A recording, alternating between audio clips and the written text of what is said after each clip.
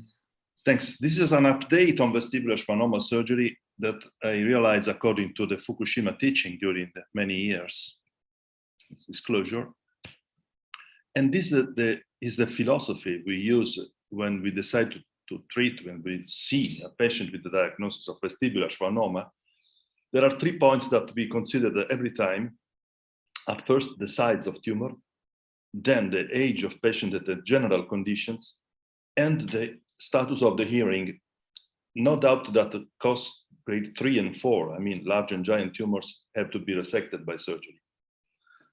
But we have different possibility according to the size and to the general condition of patients. So small tumors, cause 1, cause 2, that are growing and symptomatic in patient in good condition, I usually indicate surgery. But if the patient has very bad condition, I mean, as a 3 or more, probably better to follow him by wait and surgery and wait and scan and then radiotherapy, especially if old patient.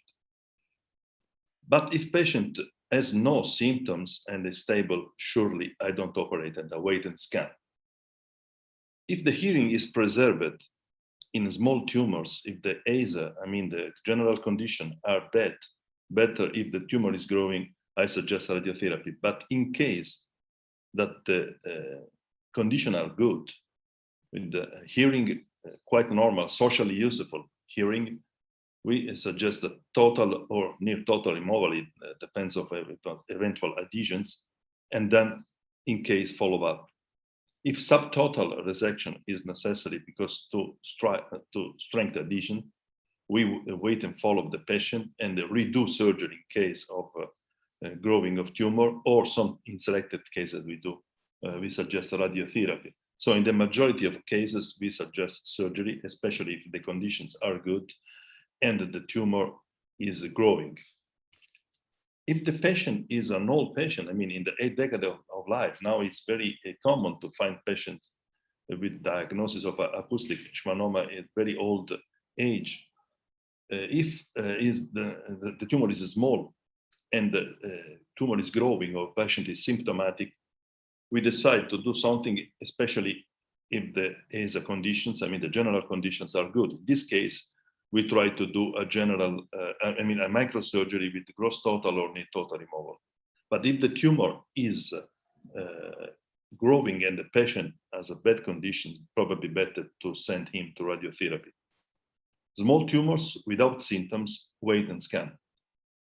Large tumors, of course, we go for microsurgery and with the judicious debulking, especially in relation to the general condition of patient. And in these cases, follow-up is fundamental in order to decide what to do, if just scan or send for the residual growing tumor to the radiotherapy. According to the suggestion of Fukushima, we follow these 10 key points he taught me several years ago. Always operate the patient in a lateral position. I use the retrosigmoid keyhole opening in the majority of cases, only selected cases with the translab approach and the micron technique in all the cases. Before opening the dura, we try to aspirate some CSF from the lateral medullary system for decompress the cerebellum. Then all the time I try, according to the suggestion, to be clean, bloodless, and to do sharp dissection. A key step is maintain always, when it's possible, the arachnoid plane. And then, especially in big tumors, in large tumors, it's better to do a sufficient internal tumor debulking. Always, we try to identify as soon as possible the facial nerve position by monopolar stimulation, and then find and elevate the capsule of the tumor, preserving the arteries and perforators, and most of all, preserving the petrosal vein. This is our series updated to the end of April, 260 consecutive vestibular schwannomas. The diameter in 2/3 of cases was grade 3 or grade 4, so large tumors more than 3 centimeters. The mean age is a little bit over 50, and strangely, but is often found in the literature, the size of tumor was larger in the young cases, the normal facial function at 6 months follow-up was quite high, more than 90% of cases, especially if the tumor was in ventral superior and ventral inferior position. Iris preservation was possible in selected cases with the tumor size lower than 2 centimeters, and especially if the healing was very good or quite good before surgery. This was possible in 61% and more of cases. In summary, our results were presented here. So facial nerve preserved and normal function at 6 months in 90% of cases. Socially useful hearing maintained in over than 50% of cases with good hearing preoperatively. The mean operating time is about 4 hours in the retrosigmoid approach. Very small blood loss and no cerebellar dysfunction in any patient. Only some transient vertigo we observed in 20% of cases controlled with therapy and then disappearing. As we could follow in the video of Taka Fukushima, the instruments for vestibular schwannoma surgery and for skull-base surgery are fundamental. So we use the thin blade micro scissors, including the Charmant he suggested, the Kamiyama, and many kind of micro scissors, then sharp hook knives, sickle knives, ring and cap curettes, micro ring and cap curettes. So tumor forceps and different knives, sharp dog dissector. Then we use some technology for facial nerve intraoperative simulation, I will show you later. The ABL for hearing preservation, the Sonopet ultrasound aspirator, and the handheld laser fiber in all cases. Then since a few years, about 5 years, we use the flexible endoscope for the internal auditory canal final check. This is the lateral position that Taka Fukushima showed before, so I can skip. This is our incision. It could be sometimes straight, sometimes curved, but anyway, no more than 5 centimeters long. And we preserve in any case, harvest in any case, a fascia graft for final closure, and realize a 3 centimeter squared craniotomy, exposing the sigmoid sinus and transverse sinus. The dura opening was preceded by a opening of the lateral medullary system in order to have a good decompression of cerebellum. And as you can see in the video, opening this system, it's much easier to cut the dura without any retraction of the cerebellum. We normally cut the dura in a reversal way instead of the classic incision normally used. And this is the final exposure of the tumor.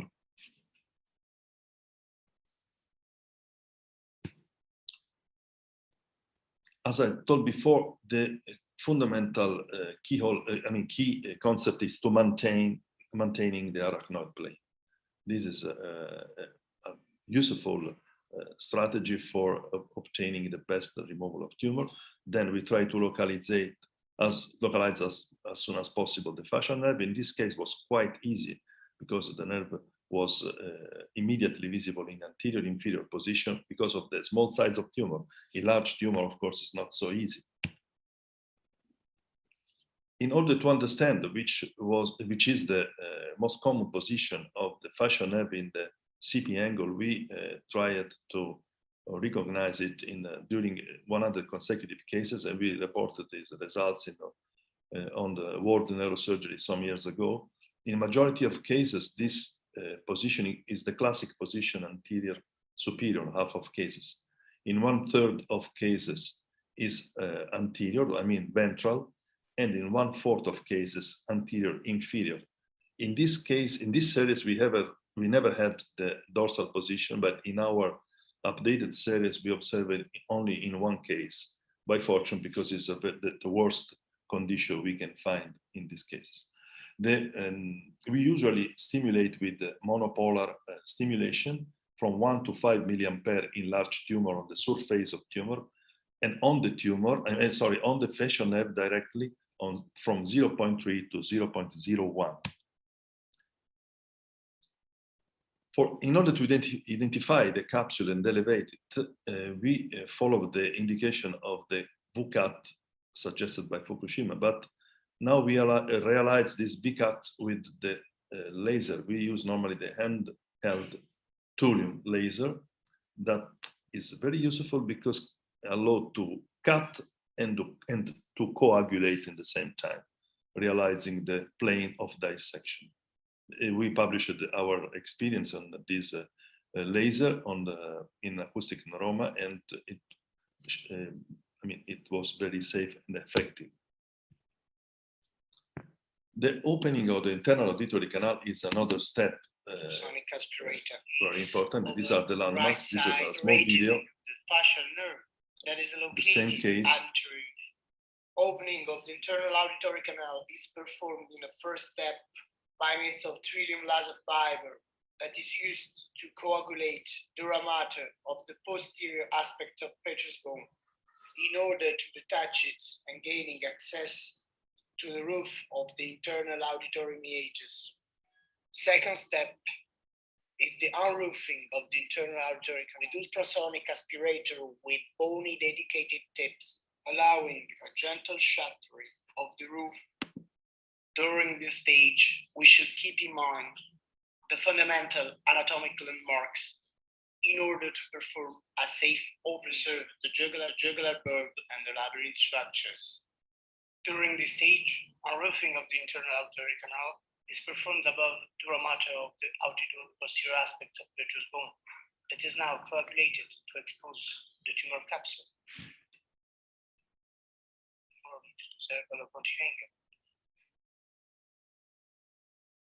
After this stage, tumor resection is further performed in the internal auditory canal.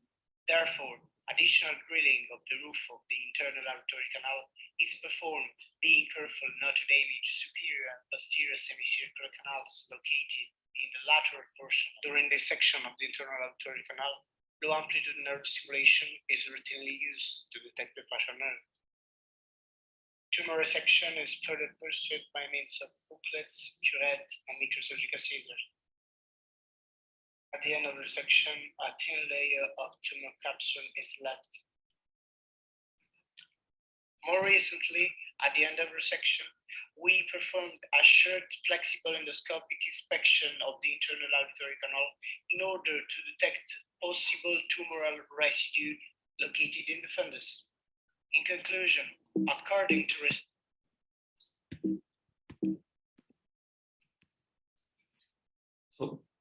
after this step, I have to just to consider some key points at the level of the meatus, because the dissection elevation of capsule from brainstem and meatus is the more risky part of the treatment of the surgery.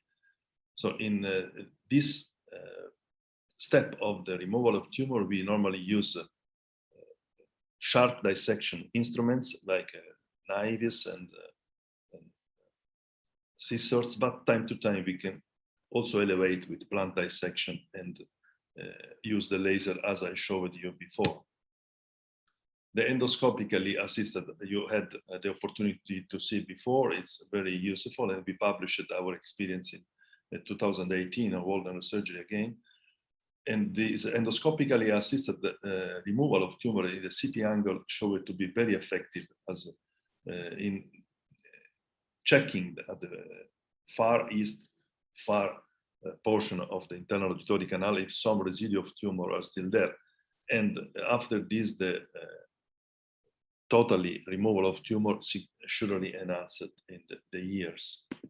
Again, this was the final check, and some residual tumor was found, and knowing where it is, we remove it safely. And the final check showed the removal, totally removal of tumor. This is the final step in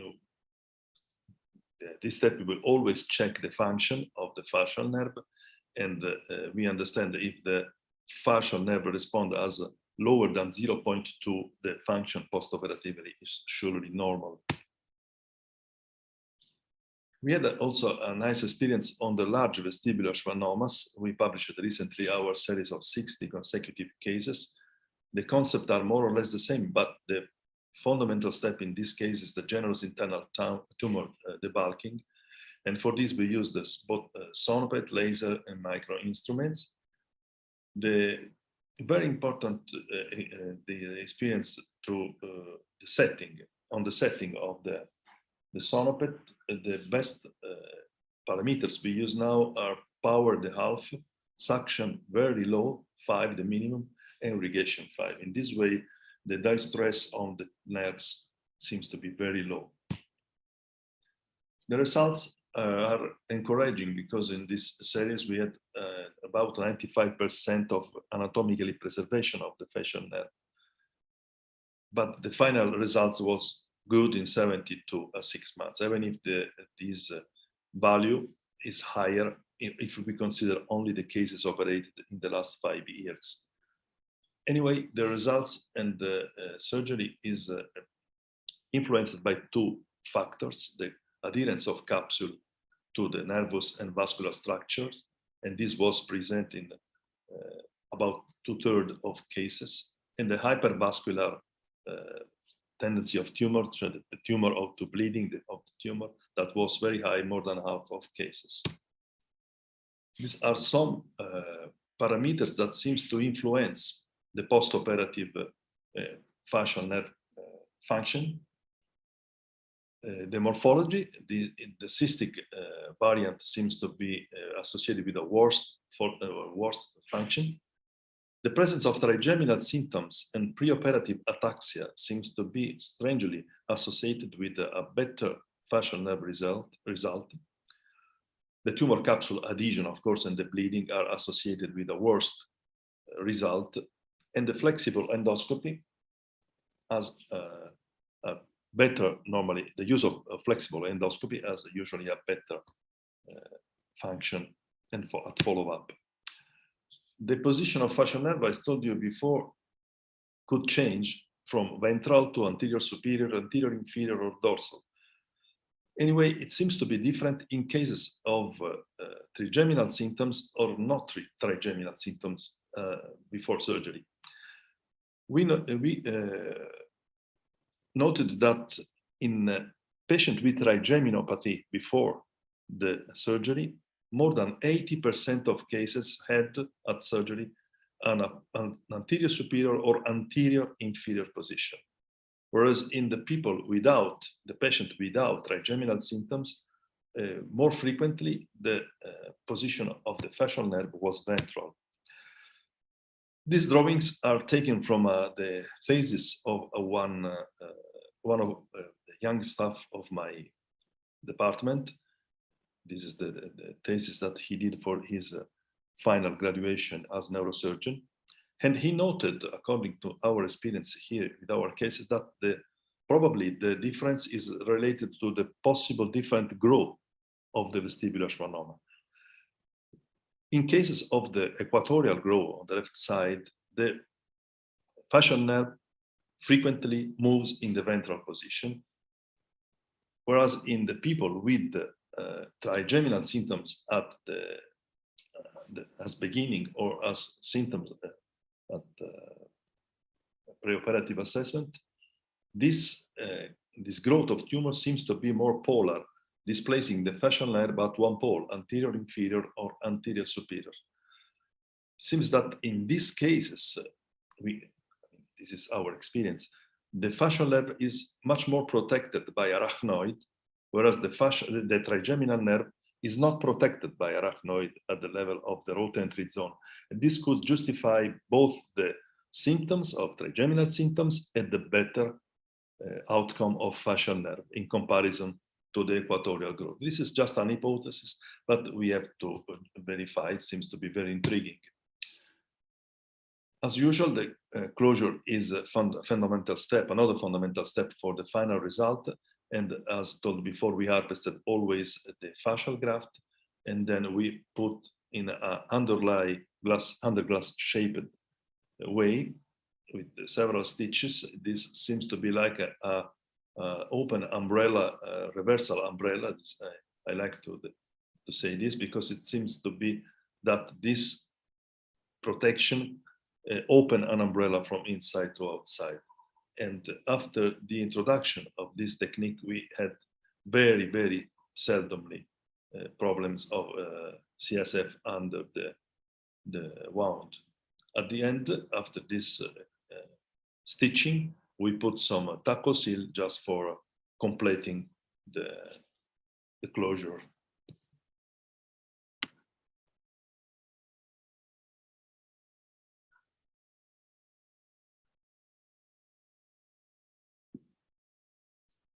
This is the final taco seal plug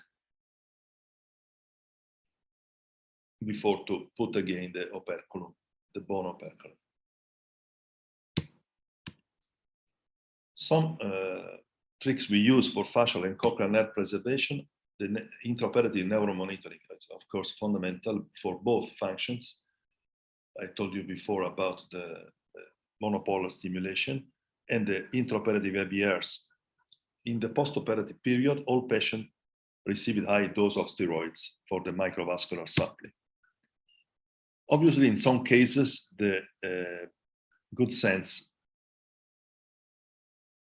moved to leave a small millimetric residue of capsule of tumor on the facial nerve or on the brainstem, or both, lying in this case and follow up the patient.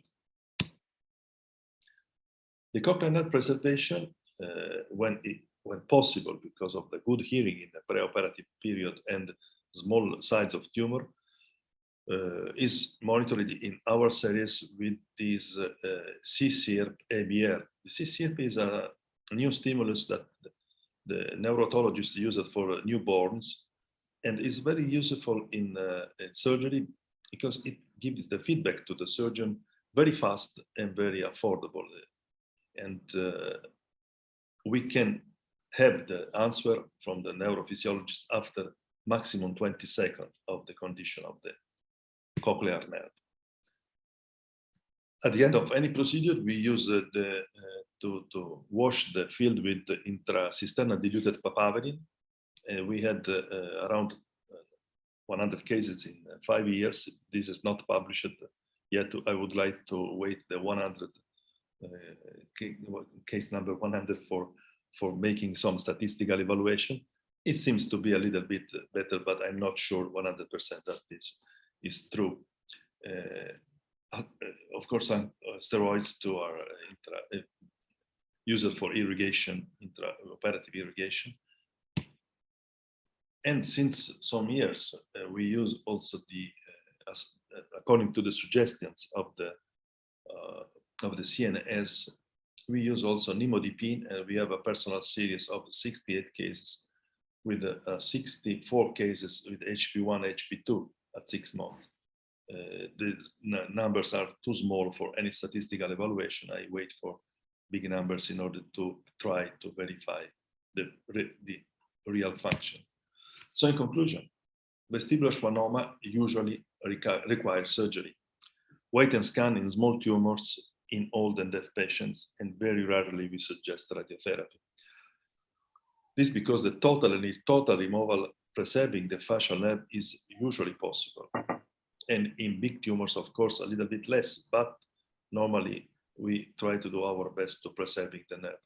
The socially useful hearing can be preserved if maximum diameter is less than 2 centimeters in 2/3 of cases. So my final sentence is that microneurosurgery can cure vestibular schwannoma.